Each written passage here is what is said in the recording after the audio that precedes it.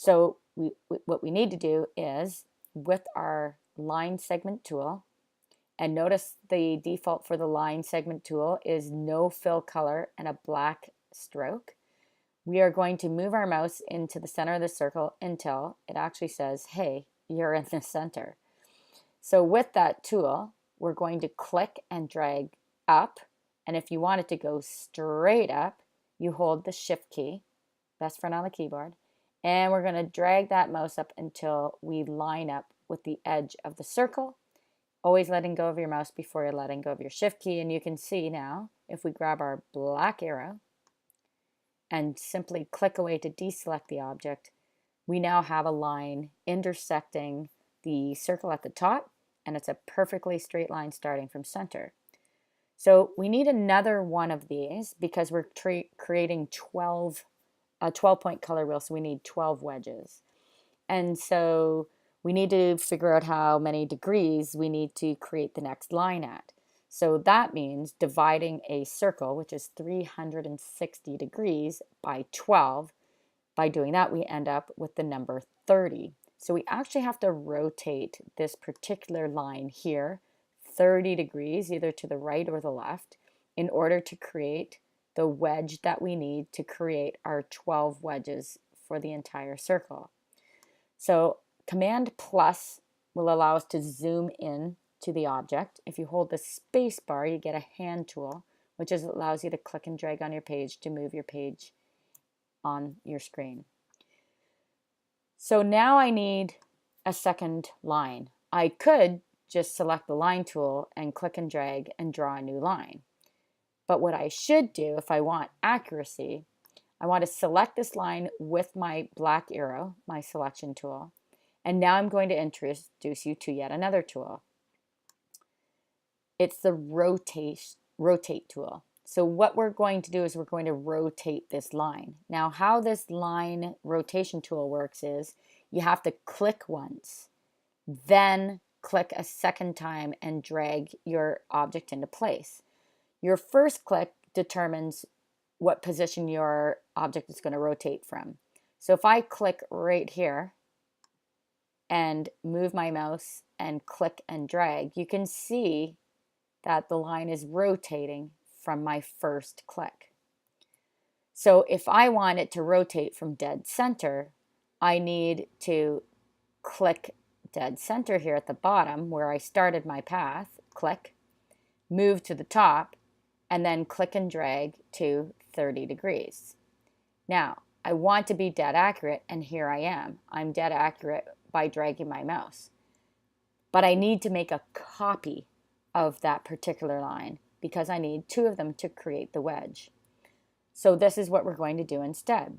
Instead of clicking and dragging and setting positions that way, if you hold the Alt key when using several of these tools actually, but with the rotation tool, if you hold the Alt key down, you'll see a little tail pops out of the tool itself. So if you hover your mouse over that center point, and by the way, you can't rotate it unless it's selected, so make sure first with the black arrow that you've selected the segment of the path, and you'll see anchor points show up to show you that you have it selected. Then with the rotation tool, hover your mouse right at that location, the center location, so you'll be hovering over the anchor. And if you hold Alt, you'll get the Option tab for that tool. So when you hold Alt and then click with Alt held down, you get another dialog box. So you can let go of the Alt key now that the dialog box has appeared, and we're going to type in 30 degrees. That's the angle in which we need to make a duplicate. So how do you make a duplicate? Well, right here and where we've typed in 30 at the bottom, we can actually make a copy of the object that we had selected, and that's exactly what we want to do. So instead of just clicking OK to rotate it 30 degrees, we're going to copy it to create our duplicate that we need in order to create our wedge. Now here's the thing about paths. I'm going to click back on my black arrow, and you can see that this path is separate, this path is separate, and our circle is separate. Those are three separate paths. In order to create a wedge we can fill with color, we're going to have to join our corners. But first, we're actually going to have to cut the segment of our circle in order to cut the path. Now, sometimes you can use another tool that we're going to be using called the scissors. We can cut that path, but sometimes other paths get in the way. One thing you cannot cut is an end point. So this path here has an end point. How do we know it's an end point? Well, there's an anchor point sitting right on the end of this path. This circle, however, is a closed path. So we can cut this path anywhere along that line and not run into any trouble. So if we want to keep this one and this one out of the way so that we can cut the path exactly in the spot where that anchor point is, we're going to have to lock these so they don't get in our way of cutting our circle path. So we'll click on the line. To select more than one object at a time, you hold Shift, so we can Shift, click the other line as well, let go of Shift, and then under Object we will lock our selection. So this means it won't disturb us when we're trying to do some other work on the circle. They won't move, will stay positioned in place. Also notice that it's Control 2. On a Mac, it's Command. On a PC, it's Control. And so Control 2 will lock that in place. So now when I try to click on that line, I can't select it. It's actually selecting the filled circle below, which is great because that's the next object that we're going to be working with. Now, we need to be very accurate with the position of our next tool. So we're going to Control+, zoom in on that, hold the space bar now to click and drag our page into place.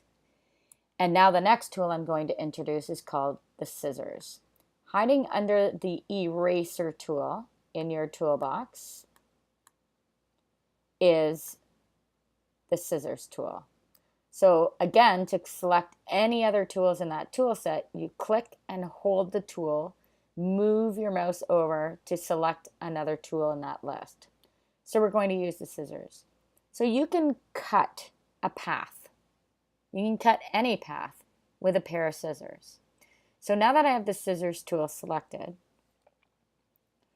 I'm going to move my mouse into position over the path, and you can actually see it says path when I do that.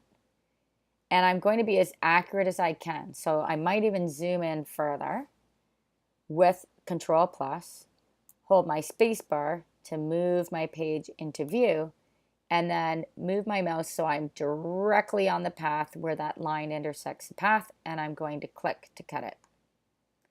Now you can see I have a new anchor point along that path. I've now cut that path. I will move over to the other point. There's already an anchor point there, but it is a closed path, so I'm allowed to cut it. So I'm going to move my mouse until it says intersect this time.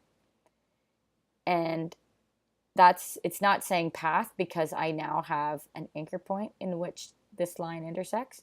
So it's saying intersect, so I'm going to click and cut that path. Now, how do I know I've cut it?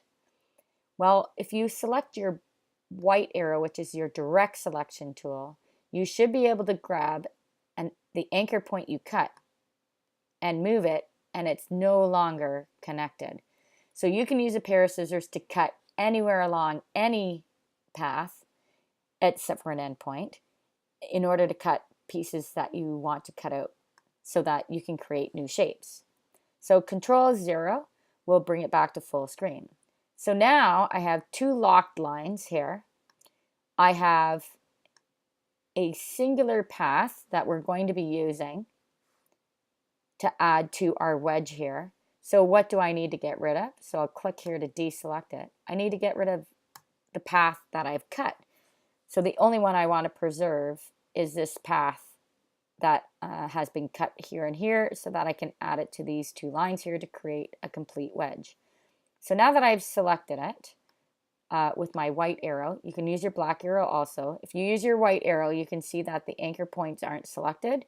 So right now I only have the single path selected. So when I hit delete, you'll notice it doesn't get rid of that anchor point or these other paths. So you just have to hit delete again.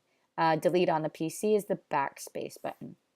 So now what I'm left with, Control 0, is the single wedge I need to fill with color. That's awesome. So please check video number 2 for the rest of the lesson to hook this up and to create the rest of the 12-point colored circle.